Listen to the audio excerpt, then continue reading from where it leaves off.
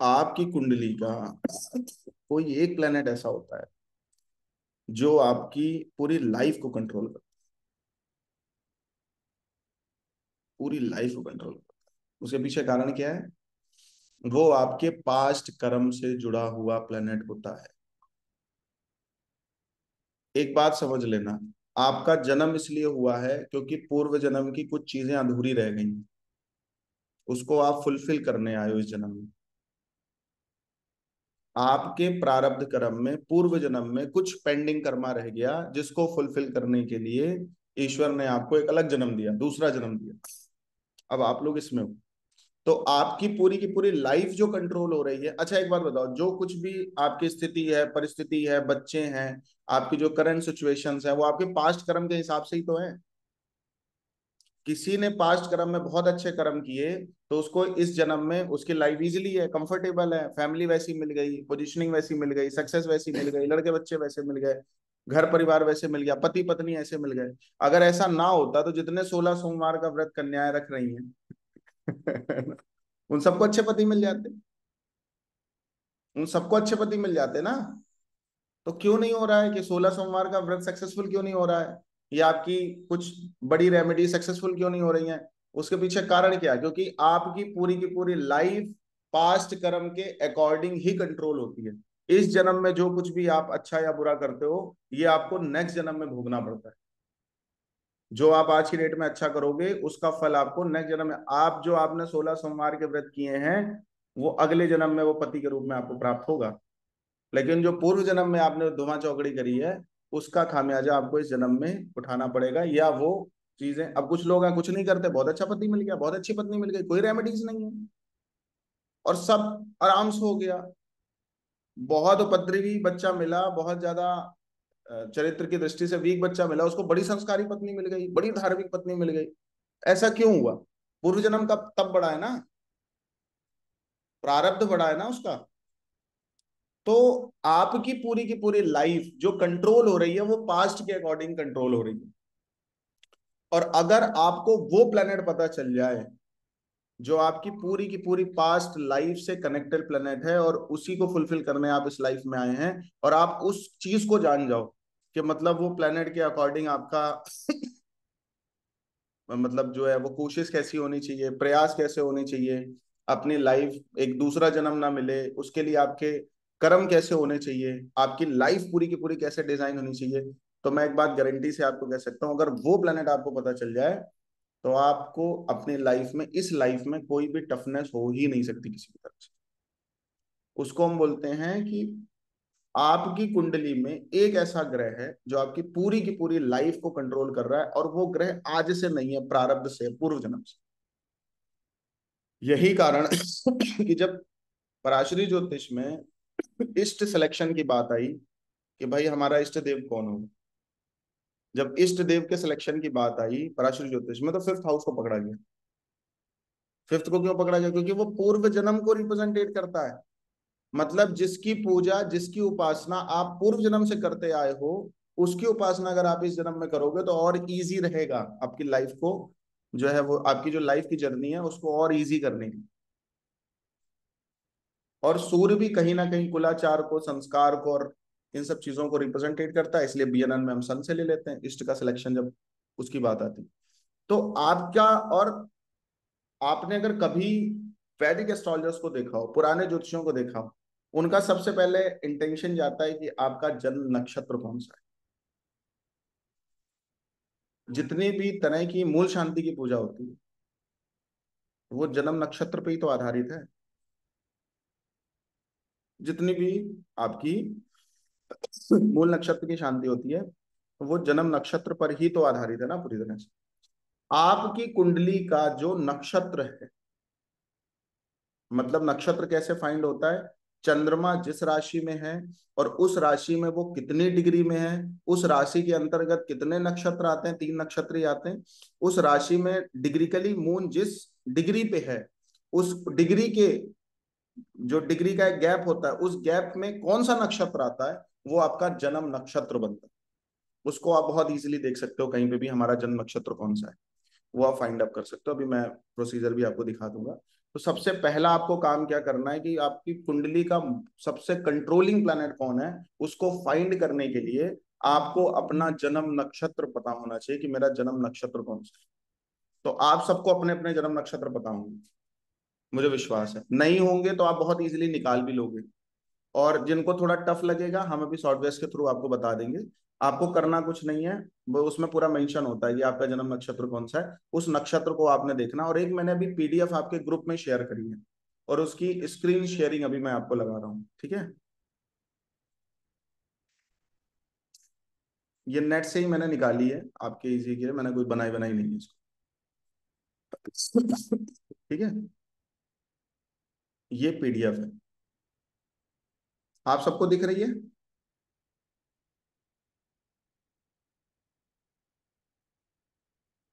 ये आप सबको दिख रही है पीडीएफ, है ना। ये मैंने जस्ट गूगल से निकाल ली है, मैंने बनाया बनाया नहीं है। तो आपने सबसे पहले क्या काम करना है, अपना जन्म नक्षत्र पता करना है। जन्म नक्षत्र पता होने के बाद, तो आप में से किसी ने अभी बोला कि मेरी उत्तरा फाल्गुनी नक्षत्र है मेरा, रंजना जी ने बोला। तो आप अपने नक्षत्र को पकड़ोगे, वहां से फिफ्थ नक्षत्र बैक में लोगे, बैक में पांचवा नक्षत्र लोगे। तो यहां से उत्तरा फाल्गुनी था, 1 2 3 4 और 5, बैक में पांचवा नक्षत्र लेना है। जिस भी जो भी आपका जन्म नक्षत्र है, उससे बैक का फिफ्थ नक्षत्र लेना है, पीछे का पांचवा नक्षत्र लेना है। तो आपने देखा इनका कौन सा था, उत्तरा फाल्गुनी था। उत्तरा फाल्गुनी का पांचवा नक्षत्र, पीछे का पांचवा नक्षत्र कौन सा होगा, ये जो चलता है ना साइकिल ऐसे चलती है, 1 2 3 27 नक्षत्र होते हैं ना। तो 9 दूनी 18, 9 त्रिक 27, ऐसे ही है।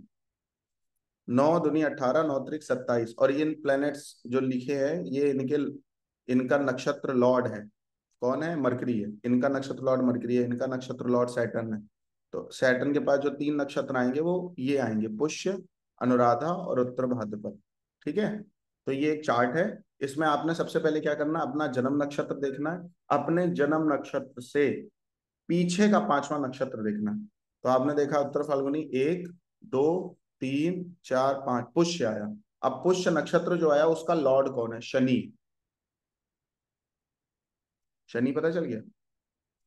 इनकी पूरी की पूरी लाइफ का जो कंट्रोलिंग प्लैनेट है वो सैटर्न ही।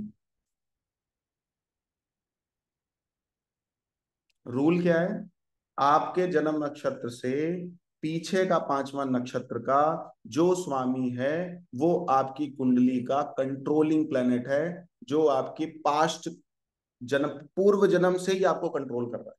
और अगर आपने इस जन्म में उस प्लैनेट को साध लिया तो आपकी लाइफ की सबसे बड़ी प्रॉब्लम का रिजॉल्व है। अब ये जो जिन्होंने बताया था रंजना जी हैं वो, ठीक है, उनसे बात करके हम 2 बातों पे और जाएंगे, आपको उनकी मतलब पूरी लाइफ पता चल जाएगी। अभी रंजना जी हैंड रेस करें आप।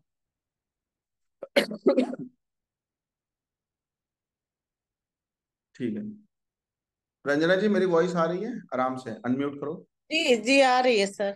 अब शनि जो है ना वो आपकी कुंडली का सबसे कंट्रोलिंग प्लैनेट है, सीपीपीएल बोलते हैं उसको, ठीक है। Controlling planets, controlling planet of past life, ठीक है, सीपीपीएल, सीपीपीएल, ठीक है।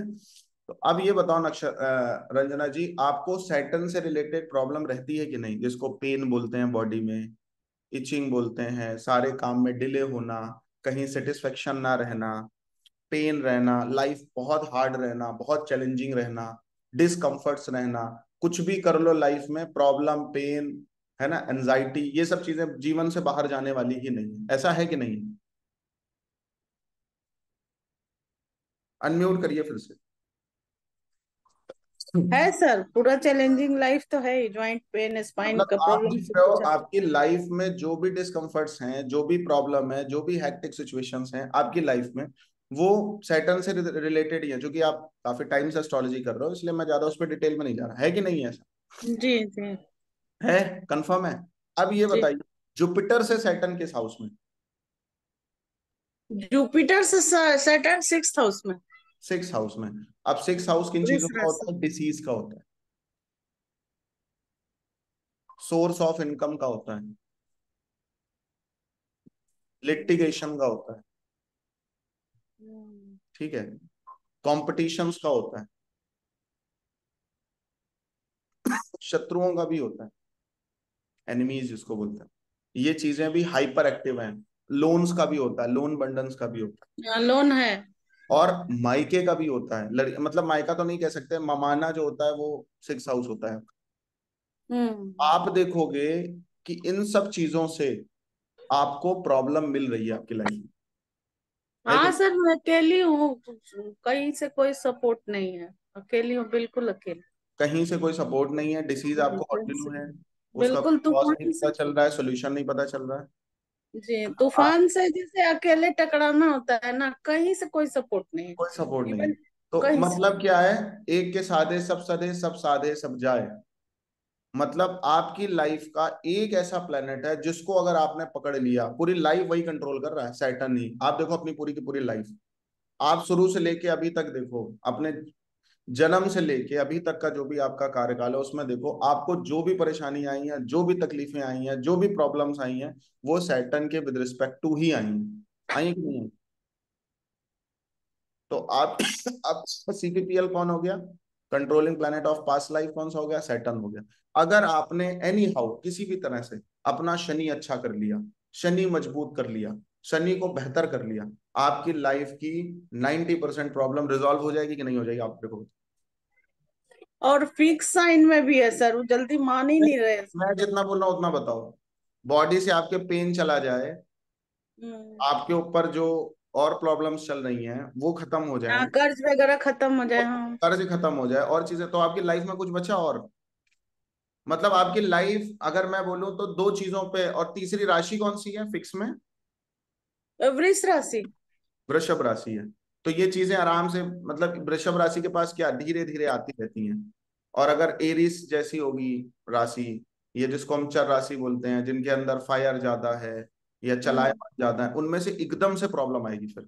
अभी इसमें क्या, धीरे धीरे आएगी, जो रहेगी आराम से आएगी, इजिली आएगी। कुछ भी हुआ तो लंबा चलेगा, लंबा चलेगा, रोग हुआ हाँ, लंबा। एकदम कीचड़ और में लेकिन डूबते अगर जाओगे। कोई कोई ये स्थिर राशि होगी, अगर चर राशि होगी, तो कितने इंस्टेंट आएंगी प्रॉब्लम्स। आप गाड़ी लेके जा रहे हो, गाड़ी भिड़ गई तुरंत। आप कोई चीज करने जा रहे हो, तुरंत भिड़ गई, है ना, तुरंत इंस्टेंट जो प्रॉब्लम्स आएंगी वो चर राशि के विद रिस्पेक्ट टू आएंगी। पूरी लाइफ में जो प्रॉब्लम रहेगा वो स्थिर राशि के विद रिस्पेक्ट टू आएंगी। और अगर द्विस्वभाव राशि है, जिसको हम लोग ड्यूल साइंस बोलते हैं, उनमें अगर आएंगी तो कभी चीजें मतलब कंटिन्यू चल रही होंगी, कॉन्टिन्यूअसली चल रही होंगी, कभी एकदम से आ जाएंगी। तो वो राशि को आप ऐसे कैलकुलेट कर सकते हो, किस हाउस से वो कंट्रोलिंग प्लेनेट चीजें बना रहा है, क्रिएट कर रहा है। वो आप हाउस से भी देख सकते हो कि आपकी लाइफ में वो सब चीजें हैं कि नहीं है। उसके बाद, क्योंकि सैटर्न 6 हाउस में बैठ के लॉन्ग टर्म डिसीज बनाता है, और जो डिसीज बनाएगा वो सैटर्न के विद रिस्पेक्ट टू डिसीज होगी। जैसे घुटने में प्रॉब्लम होगी, बैक एक में प्रॉब्लम होगी, उठने बैठने में प्रॉब्लम होगी। और सैटर्न जो सबसे बड़ी प्रॉब्लम देता है, बदन दर्द देता है पूरी तरह से। बदन दर्द भी, और कोई Yes. ऐसा जॉइंट ही नहीं है जिसमें दर्द नहीं है, जिसमें कम दर्द, अब बहुत ज्यादा। है ना। तो ये जो आपका जो सिचुएशन है, पूरी की पूरी जो बैड सिचुएशंस आपकी बनी है, वो केवल और केवल सैटर्न के विद रिस्पेक्ट टू बनी। बात समझ रही हैं? और अगर सैटर्न पॉजिटिव हो जाए, शनि पॉजिटिव हो जाए, शनि पॉजिटिव होगा सेवा करने से, कि किसी भी तरह हम्म। से आप किसी से कोई सेवा मत लो। और आपका, मेरे को लगता है, नेचर भी वैसा होगा कि आपको किसी से कोई सहयोग नहीं चाहिए, या पहले रहा होगा, आप बन गया हो कि पॉजिटिव नेचर, कि अब मेरे को किसी से नहीं चाहिए, क्योंकि मिलेगा भी नहीं। तो अगर और इसमें प्रॉब्लम ये होगी कि किसी ने आपको दिया नहीं है, उसको कोई हेल्प की जरूरत है, तो आप करोगे भी नहीं कि अरे मेरे समय में इसने नहीं किया था तो हम भी नहीं करेंगे। तो अगर वो भाव आप अपना छोड़ के, आपके सामने जो जरूरतमंद आता है, वो आता है, किसी भी तरह से आप उसकी सर्विस कर पाए, सेवा कर पाए, सैटर्न की कुछ अच्छी रेमेडीज करें, जिसमें सरसों का तेल है, लोहा लंगड़ है, इन सब चीजों को थोड़ा अवॉइड करें, इनका डोनेशंस करें। शनि से रिलेटेड जो लोग होते हैं, जिनमें कामगर लोग होते हैं, छोटे लोग होते हैं, मजदूर वर्ग होता है, उनका उनका किसी भी तरह से जो भी आपसे हो पाए, आप उनकी थोड़ी हेल्प करें, किसी भी तरह से उनका कोई ध्यान रखें, थोड़ा बहुत उनकी मदद कर दें। तो कहीं ना कहीं आपका सैटर्न अपलिफ्ट होना स्टार्ट हो जाएगा। और इतना ही नहीं, आप एस्ट्रोलॉजी जैसा मतलब विषय पढ़ रहे हो, है ना, आपने सोचा कि हम इसी से दूसरों को सेवा करेंगे, हमने जो सीखा है, हमारा जो नॉलेज है, हमारा जो ज्ञान है, उससे हम किसी से कोई एक्सपेक्टेशन नहीं करेंगे, किसी से कुछ नहीं लेंगे। जब विदाउट एक्सपेक्टेशन कुछ होता है और उसके बदले आपको दक्षिणा के रूप में कुछ मिलता है, तो वो सेवा ही होती है, क्योंकि मैक्सिमम आपके एफर्ट्स लेने पे नहीं है, देने पे हैं। हम्म। है ना? तो लेने पे नहीं है आपका एफर्ट्स कि मेरे को इतना दो तो हम आपकी कुंडली देखेंगे। आपका एफर्ट्स क्या है? देने पे है। तो जब वो भाव होता है तो उसमें मतलब जो आपको फीस मिल रही है, कंसल्टेंसी फीस मिल रही है, वो बहुत गौण हो गई, बहुत निम्न हो गई, मतलब उसकी वैल्यू नहीं है जो आप कर रहे हो। तो मैं आपसे इतना कहूंगा कि अगर आप एस्ट्रोलॉजी सीख के, जो कि आपने अच्छा पैसा भी दिया, अच्छा टाइम भी दिया, मेरे से नहीं और भी अच्छे एस्ट्रोलॉजर से आपने पढ़ा है, अगर आप इसको एक सर्विस के थ्रू इन चीजों को आगे करेंगे, प्रमोट करेंगे कि भाई किसी की लाइफ में अगर कोई प्रॉब्लम है तो मैं उसको रिजॉल्व करने की कोशिश करूंगी, है ना? हम्म। कर्म उधर जाएगा अगर मैं ऐसा कर पाती हूँ, क्योंकि सेवा करना शनि का डिपार्टमेंट। तो अगर किसी भी तरह से आप सर्व करें इन सब चीजों के द्वारा, तो मुझे ऐसा लगता है आपको डेफिनेटली रिलीफ। इसीलिए जब भी आपने मेरे से इस कंसर्न में बात करी है, तो मैंने कहा मैं आपको क्लास के बीच में बताऊंगा कि आपकी एग्जैक्ट प्रॉब्लम है क्या। अभी मैंने बोला ना कि आप पेशेंस रखो, वेट करो, स्टार्ट से ही आप मेरे को बोल रहे हो सर ऐसी मेरी लाइफ क्यों जा रही है, तो मैंने आपको क्या बोला, मैं हम बताएंगे, क्योंकि आपकी पूरी की पूरी लाइफ जो ऑन कर रहा है वो सैटर्न। ठीक है? ऐसे ही सारे प्लैनेट्स का है। अब आप में से किसी ने कैलकुलेट किया हो अपना कि आपका कंट्रोलिंग प्लैनेट कौन सा निकल के आया, और अपना आप एक्सपीरियंस कुछ शेयर करना चाहें और मैं उसमें कुछ ऐड ऑन करना चाहूं, तो आप में से लोग हाथ उठा सकते हैं, क्योंकि ये बहुत इंटरेस्टिंग टॉपिक है। आपने अगर किसी का कंट्रोलिंग प्लैनेट जान लिया और उसकी पूरी लाइफ में उसने आपने कुछ बेस्ट रेमेडीज उसको दे दी, तो उसकी पूरी लाइफ में कुछ बहुत बड़ी उपाय की जरूरत नहीं पड़ी। चलिए अंजू जी से स्टार्ट करते हैं। अंजू जी बताइए, आपका कंट्रोलिंग प्लैनेट कौन सा है? नमस्कार सर। नमस्कार। सर मैंने कैलकुलेट करा मून। ठीक है। तो और जुपिटर से मून है 5th हाउस में। हम्म, तो आप ऐसा, आपकी लाइफ में मून से रिलेटेड कुछ अप डाउन्स रहे हैं जैसे? सर ये मेरा नहीं एक्चुअली किसी और का है, लेकिन उनका कैश फ्लो, पैसा फंसना, इसलिए मैंने वहाँ फटाफट रिलेट करा। वेरी अभी nice, very nice. Depressive tendency और ब्लेम्स लगना, वो सब, और वो देश से बाहर गए हुए हैं, मदर से दूर। तो ये इमिडिएटली कनेक्ट हुआ कि उनकी लाइफ इसी चीज के आसपास ही घूम रही है, पैसा फंस गया, ब्लेम्स लगे। क्योंकि 6 से 5 है ना मून, हाँ जी, तो कहीं ना जुपिटर से, कहीं वो हाँ जी। आने वाला पैसे पर लगाएगा, ब्लेम्स लगना, ये भी मून के विद रिस्पेक्ट। अगर आप केवल प्लेनेट के विद रिस्पेक्ट टू जाओगे तो भी आप बहुत सारे प्रिडिक्शंस कर दोगे, हाँ है जी। हाँ जी। ना? और क्या है? अच्छा, अब इसमें रेमेडी क्या दोगे? सर उनका मून ना ड्यूअल साइन में है, तो मैं कह रहा हूँ वही ड्यूल रेमेडी। साइन में, ड्यूल साइन में कौन सा ड्यूल साइन है? वृश्चिक। वृश्चिक राशि है। अनुराधा नक्षत्र। नहीं तो वृश्चिक राशि ड्यूल में कहाँ आती है? स्कॉर्पियो की बात करो ना। Sir 4 8 12 watery sign. 3 6 9 12 ये जो होती है ना, वो ओ ड्यूल साइन होती है। सॉरी, वो सर सॉरी, वाटरी साइन और उसमें आगे कर, हाँ जी। हाँ जी, हाँ जी, 8। तो कहीं ना कहीं इनकी लाइफ में इमोशन बहुत होगा, है हाँ ना? जी। हाँ ये जी। आप देख सकते हो कि इमोशनली किसी से कनेक्ट होंगे और वो व्यक्ति इनको इमोशनली चीट भी करेंगे, जी बिल्कुल। मीन्स मिलेंगे लाइफ में। अच्छा, अब रेमेडी आप अगर कोई डिजाइन करोगे तो क्या करोगे? देखो चंद्रमा, अब यहीं पे एस्ट्रोलॉजर की जो है वो रट्टी रटाई विद्या पे हम आपको नहीं लेके जा रहे हैं, आपको हम्म, डिजाइन करनी है रेमेडीज। अब जी। अगर इनको कोई बेस्ट रेमेडी देना होगी, जो उनका पास कंट्रोलिंग प्लेनेट है वो उनको अच्छे रिजल्ट्स देने लग जाए, तो आपने क्या करना है? चंद्रमा के पास क्या है? चंद्रमा के पास है पालन करना, नीड्स फुलफिलमेंट्स। जी, हाँ जी। पांचवा नर्स। नंबर किन चीजों का है? बच्चों का है। हम्म, बच्चों का है कि नहीं? हाँ चाइल्ड जी। हाँ। का। अगर कोई ये चाइल्ड अडॉप्ट कर लें, या कोई जैसे बच्चों का कुछ होता है ना, क्या बोलते हैं, अनाथ आश्रम, हाँ वहां जी। पे कुछ खाने का, कुछ पढ़ने का, कुछ इन सब चीजों का करने का, अगर ये कुछ अपने लाइफ का एक बड़ा प्रोजेक्ट बना ले, बड़ा एम बना ले, अपना एक हम्म, लाइफ का एक बड़ा मकसद बना ले, तो उनकी हाँ जी। 90% 70% टू 80% प्रॉब्लम ऑटोमेटिकली रिजॉल्व हो जाएगी। जी। ऑटोमेटिकली रिजॉल्व हो जाएगी। जी। आपने क्या करना है, ये देखना है कि जुपिटर से हाउस कौन सा है और उस प्लेनेट के पास नेचर कौन सा है। हाँ जी। हाँ जी। अब जैसे यहाँ पे जुपिटर आता तो आप टीचिंग कह सकते थे कि बच्चों को टीच करिए, बच्चों को पढ़ाइए। हाँ जी। यहाँ पे हमने क्या बोला? मून है, मून क्या? पालन करना है, जरूरत क्या है इसको, माँ क्या करती है? जरूरत का ध्यान रखती है। नर्चर तो आपको करना। आपका बिहेवियर पालन की तरफ मैं लेके जा रहा हूँ कि भाई अडॉप्ट करिए, उनकी सारी बेसिक नीड्स को फुलफिल करिए। हाँ जुपिटर जी। आता, हम कह सकते थे टीचिंग करिए, मोटिवेट करिए, मार्गदर्शित करिए, है ना, हाँ जी, उस हाँ तरफ जी से लेके जाइए। अगर वहीं जी, पे सैटर्न होता तो सर्व करिए, है ना, कि कुछ हाँ जी। उनको किसी तरह से कुछ चीजें सर्व करिए, उनको चाहिए कुछ नहीं, अपने ऑटोमेटिकली जाके दे दीजिए। सर्व का मतलब क्या होता है, सेवा का मतलब क्या होता है, कि उनकी आप जरूरत नहीं देख रहे हो, नीड नहीं देख रहे हो, आपको दिमाग नहीं लगाना, आपके मन में आया कि यार आज मेरे बच्चे का जन्मदिन है तो हम अनाथ आश्रम में जाके सारे बच्चों को बांटेंगे, कुछ ना हाँ कुछ जी, अपनी तरफ से देंगे, उसको सर्व बोलते हैं, सेवा बोलते हैं, जो रेंडमली करी जाती है, उसमें सोचा नहीं जाता। लेकिन हाँ यहाँ जी, चंद्रमा आ गया तो चंद्रमा किस बात को बताता है, पालन को बताता है, पोषण हम्म, को बताता है, जरूरतमंद की सेवाओं को बताता है, बताता नहीं बताता। जी तो जी, आप अगर ऐसा कुछ कर पाओगे, ये आपके क्लाइंट अगर ऐसा कुछ कर पाएंगे तो इनका चंद्रमा बहुत पॉजिटिव होता चला जाएगा, और इनकी लाइफ की 70% प्रॉब्लम ऑटोमेटिक सोल्यूट होती चली जाएगी। कारण क्या है, ये जो आपका सीपीपीएल है ना, मतलब controlling planet of past life, आपका जन्म पूर्व जन्म की कुछ चीजें रह गई हैं जिसको फुलफिल करने के लिए हुआ है। जब तक आप उसकी तरफ बढ़ते नहीं हो तब तक प्रकृति आपको चैलेंज देती है, प्रकृति आपको हार्डवर्क देती है, प्रकृति आपको प्रॉब्लम देती है, ताकि आप उस प्रॉब्लम में कहीं ना कहीं ईश्वर को याद करो।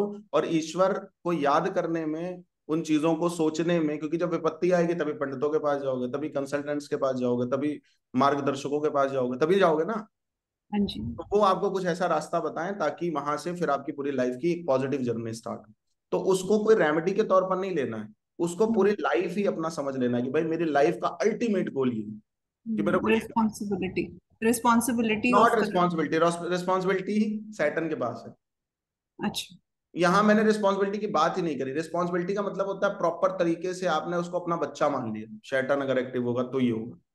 यहाँ पे हम्म, फोन की बात है, आप दूर से काम कर रहे हो, जितनी जरूरत है उतना आपने दे दिया, वहां से आप हट गए, कोई अटैचमेंट नहीं, कोई वो नहीं, बात समझ गए आप। आपको हाँ जी, लगता है कि अनाथ आश्रम में बिल्डिंग्स की जरूरत है, कि यहाँ पे बिल्डिंग होना चाहिए, बच्चों को खेलने में प्रॉब्लम हो रही है, गार्डन होना चाहिए, तो आप उसकी तरफ आप बढ़ गए, ना कि आप रिस्पॉन्सिबिलिटी की तरफ बढ़े। बात समझ रहे हो आप।